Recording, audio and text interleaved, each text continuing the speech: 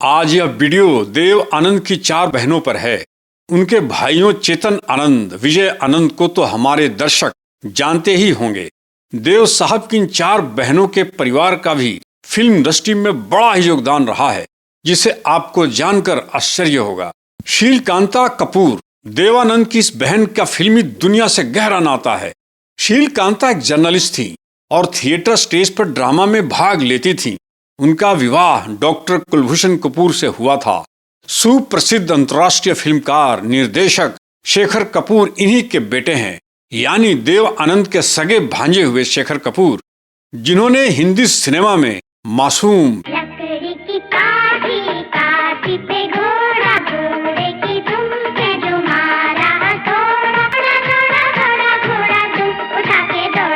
Bandit queen, Anil Kapoor की mister India जैसी hit फिल्में बनाई।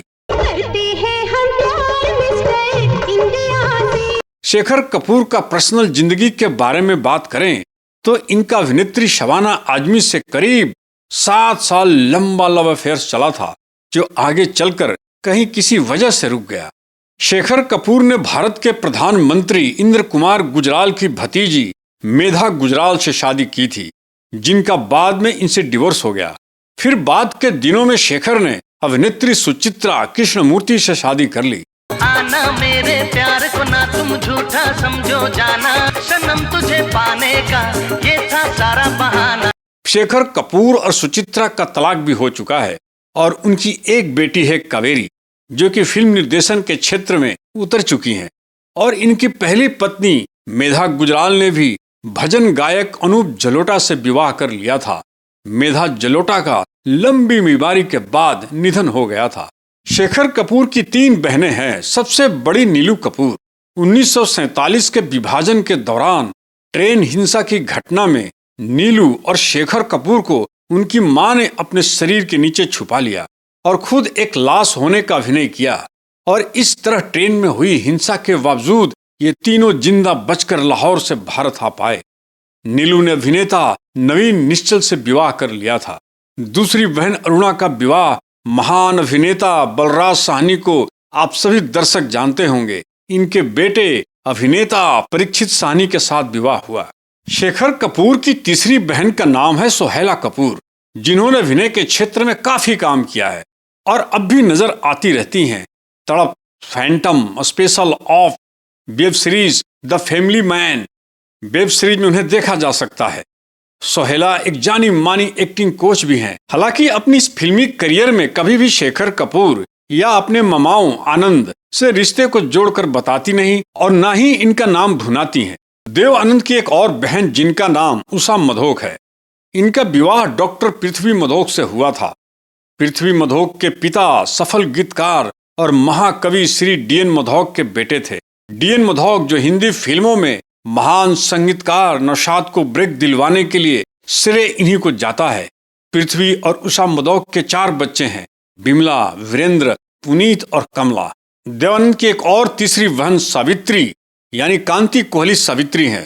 देव आनंद के छोटे भाई विजय आनंद अपनी इसी बड़ी बहन सावित्री की बेटी सुषमा यानी सगी भांजी से ही शादी की। कहते हैं इस अफेयर्स ने पूरे आनंद परिवार को नाराज कर दिया था और आनंद परिवार इसके बारे में कभी बात नहीं करते थे। इनकी वजहें और भी कई हो सकती है। ये उन दिनों की बात है और ये घटना तब घटी थी जब विजय आनंद ओशो से प्रभावित थे। रजनीश आश्रम पुणे में आना जाना था। तब एक मॉस्को से जर्नलिस्ट लवलीन को मॉस्को रेडियो से विजय आनंद का इंटरव्यू करने के लिए भेजा गया था।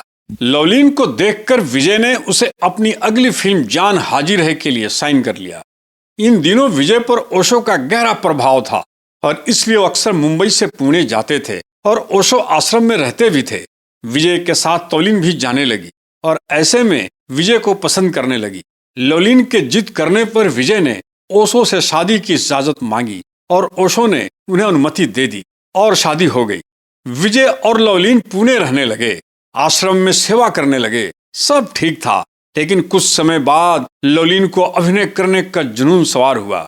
विजय तब तक फिल्मी दुनिया के ताने बाने और प्रपंचों से तंग आकर और ओशो की संगत में सांसारिक मोह माया से दूर होते जा रहे थे। वहीं लवलीन की महत्वाकांक्षा फिल्मों में काम करने की थी और विजयानंद का वैराग्य प्रकृत स्वभाव आपस में उलझने लगा और झगड़ा इतना होने लगा कि ओशो को स्वयं बीच बचाव करना पड़ा।